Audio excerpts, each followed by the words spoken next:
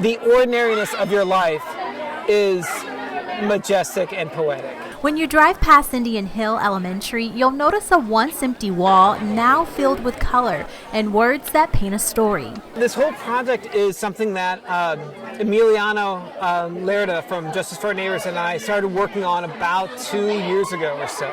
The project is called New Nebraskans. It began with the idea of using public murals to show diverse faces of immigration in Omaha. Seeing the need to put a human face and a human perspective to an issue that is often too abstract, like immigration. It's a big issue, and sometimes people forget that there are individuals, families behind this issue, and these individuals are our friends, our neighbors, and they contribute to our community in many different ways. Artist Waddy White created these murals and interviewed the individuals depicted on this wall.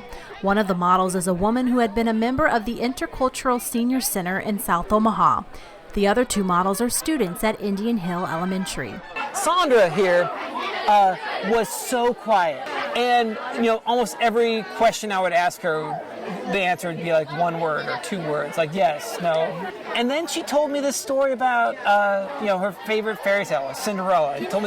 Went into all this kind of peculiarly noticed details about the dresses.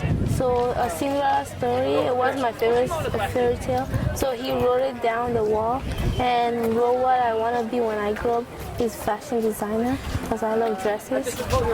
She started talking about wanting to have a dress shop in Paris and to be the designer. As a way to involve the public, White calls for the models in the school to participate in the creation of this mural.